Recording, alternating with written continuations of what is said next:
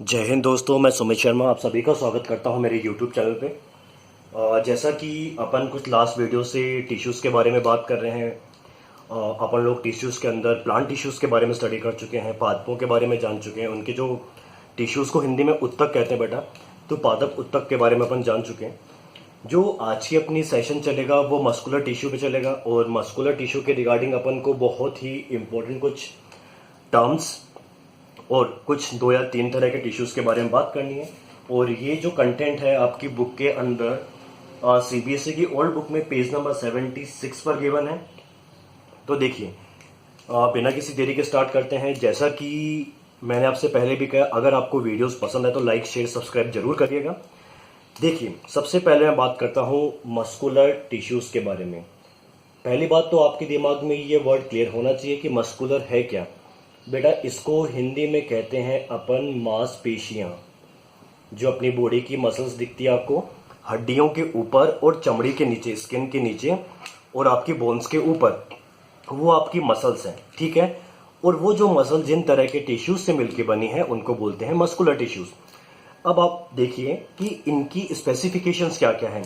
पहली बात मैं कहता हूं कि जो आपकी मस्कुलर टिश्यूज होते हैं ये होते हैं साइज और शेप के अंदर एलोंगेटेड। अब कंफ्यूजिंग वर्ड का सर ये एलोंगेशन है क्या? एलोंगेटेड वर्ड का मतलब होता है लॉन्ग और थिक, मतलब लंबा और पतला। एलोंगेटेड वर्ड का मतलब आज के बाद लॉन्ग एंड थिक, ठीक है, थिन, सॉरी थिक नहीं, थिन, लंबा और पतला, उनको बोलते हैं एलोंगेटेड। ये सेल जो होती है आपके टिश्यूज या सेल्स होती हैं, ये एलोंगेटेड होती हैं, इसीलिए इन सेल्स को आप मसल फाइबर्स भी कह सकते हैं। आप लोग फाइबर्स प्लांट्स के अंदर पढ़ चुके हैं डेड टाइप ऑफ सेल्स के बारे में, पर ये डेड्स नहीं होती, ये लिविंग सेल्स होती है। आपने कोकोनट हस्क के बारे में प्लांट टिश्यू पढ़ा था, जो कि एक डेड टिश्यूज था, डेड सेल थी। आपने वहां पर स्केलेटल कायमा के अंदर फाइबर्स के बारे में पढ़ा था, बट आप इसको मसल फाइबर्स भी कह सकते हैं। बहुत सारे फाइबर्स मिलके एक, जैसे रस्सी होती है तो बहुत सारे थ्रेड्स मिलके रस्सी बनाते हैं, उसी तरह से आपकी मसल्स बनी होती है। फिर नेक्स्ट चीज, ये किसके लिए रेस्पॉन्सिबल है?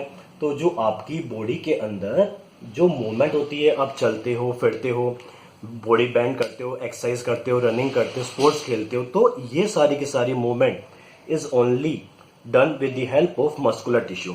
एक आपको एक्स्ट्रा इन्फॉर्मेशन देता हूं, जैसे कि आपकी बोन्स है, ठीक है, ये आपकी बोन्स है, बोन्स के ऊपर मसल्स हैं, बट बोन्स और मसल को किसी तरह से बाउंड तो करना पड़ेगा। तो बाउंड करने के लिए टेंडन्स होते हैं, जो कि एक स्पेशल टाइप के कनेक्टिव टिश्यूज होते हैं। बोन भी एक कनेक्टिव टिश्यू है, टेंडन्स भी एक कनेक्टिव टिश्यू है, but tendons are the specific tissues which bound the bones and muscles. जो लोग नॉन वेजिटेरियंस हैं, जो लोग मीट खाते हैं, या आपने किसी एनिमल को जो पर्टिकुलर मीट खाते हैं देखा होगा कि वो हड्डी के ऊपर से मसल्स को निकालते हैं, तो काफ़ी अच्छे जॉइंट रहती है बोन्स के ऊपर से। ये जॉइंट किसकी वजह से होता है? टेंडन्स की वजह से, ठीक है। फोर्थ पॉइंट की बात करता हूँ कि इनमें कौन सा प्रोटीन पाया जाता है, ठीक है। प्रोटीन्स की बात करते हैं। अपनी बॉडी सब कुछ प्रोटीन्स, अमीनो एसिड इनसे मिलकर बनी होती है।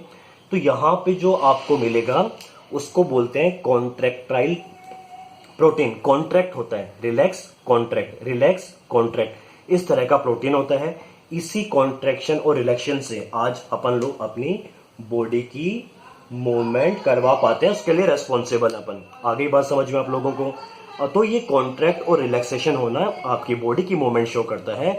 It is possible with the help of this protein, contractile protein. इससे आपकी ये बोन्स बनी होती है, सॉरी बोन्स क्या, आपके टिश्यूज बने होते हैं।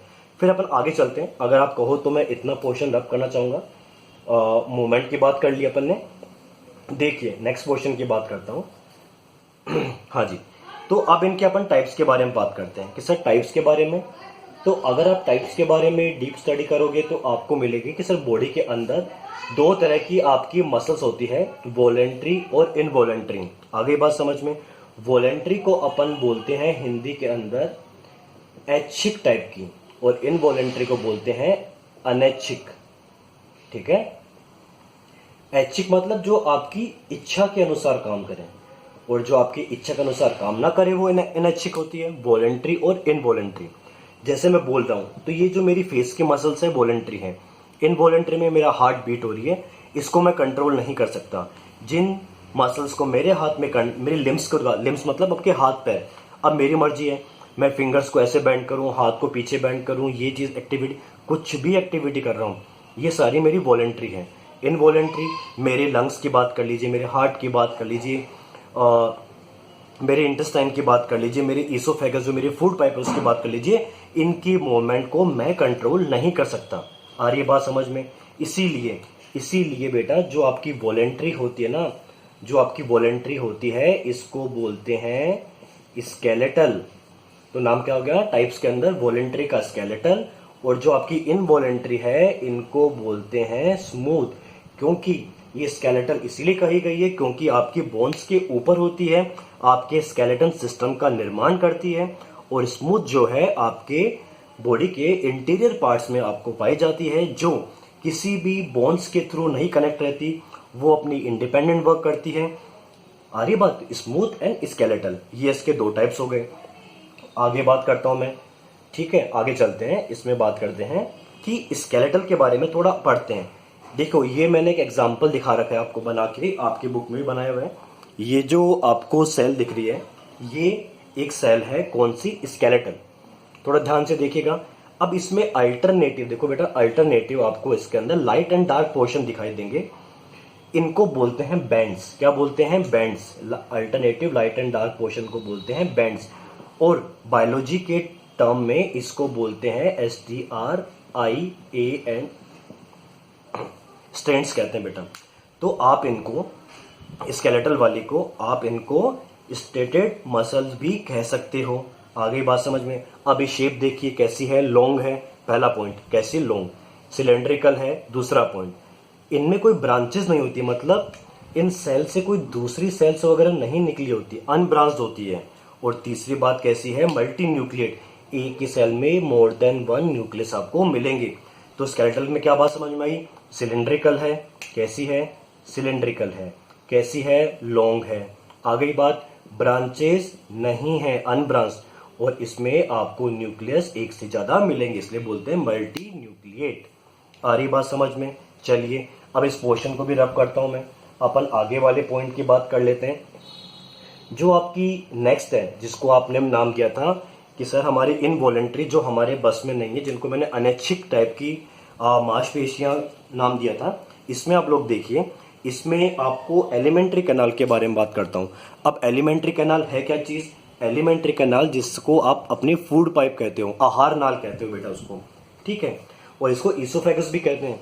तो आप जो खाना खाते हो उसका आपके स्टमक तक पहुंचना और उसके बाद इंटेस्टाइन थ्रू बाहर निकल जाना, तो ये जो आपकी एलिमेंट्री कैनाल है, इसमें फूड पार्टिकल्स का आना, ठीक है?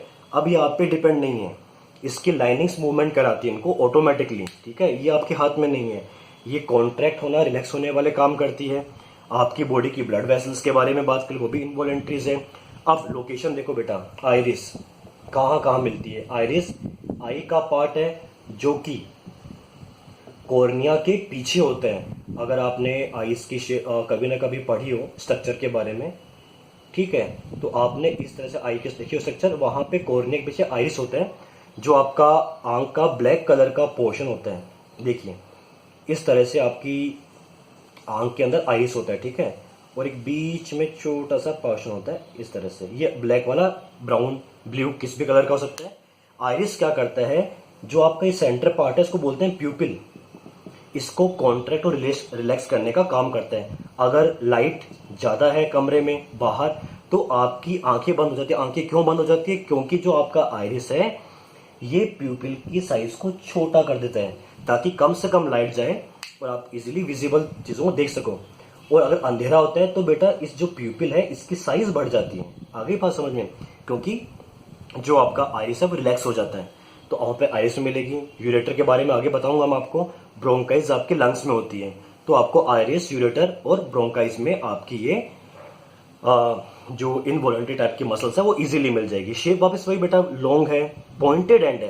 देखो इस तरह की शेप होती है इनकी, इनके जो एंड्स होते हैं ना, ये होते हैं पॉइंटेड, तीखे होते हैं। पहली बात वो थे सिलेंड्रिकल।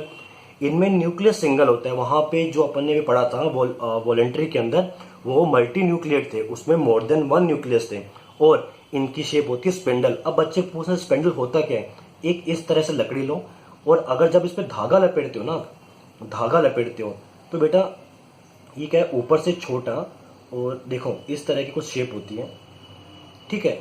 ये जो शेप दिख रही है ना आपको, ये वाली, इसको बोलते हैं स्पिंडल शेप, ठीक है।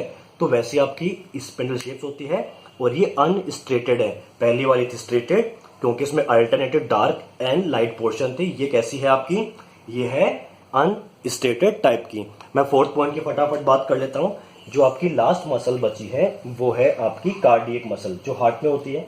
क्या बोलते हैं उनको, इनवॉलेंट्री है, उन्हें बोलते हैं कार्डियक मसल्स कहते हैं। जो थर्ड टाइप है इनवॉलेंट्री है, ऑब्वियस सी बात है नेचर के अंदर, बट इनकी क्या अच्छी बात है कि ये कैसी होती है बेटा, इनमें पहली बात तो सिंगल न्यूक्लियस, पहला पॉइंट, लॉन्ग होती है, पढ़ लिया। कैसी होती है, सिलिंड्रिकल होती है, तीसरा पॉइंट। फोर्थ पॉइंट कैसी होती है, ये मल्टी न्यूक्लिएट ना होकर इनमें न्यूक्लियस एक ही होता है, सिंगल न्यूक्लियस होता है। इस तरह की सेल्स होती है, इनमें आपको एक ही तरह का क्या मिल जाएगा, न्यूक्लियस एक सेल में एक ही मिलेगा, ठीक है। तो ये बातें आपको पता होनी चाहिए। आ रही बात समझ में। तो अपन लोगों ने जो पढ़ा है वो स्ट्रेटेड, स्मूथ और कार्डियक टाइप की मसल्स के बारे में डिस्कशन किया है। क्लास 9th के लेवल पर इतना ही सफिशिएंट है। अगर कोई भी आपको डाउट हो तो मुझे जरूर बताइएगा, और डाउट नहीं है तो इस वीडियो को जितना शेयर कर सको अपने दोस्तों के साथ जरूर शेयर करिएगा। धन्यवाद। जय हिंद, जय भारत।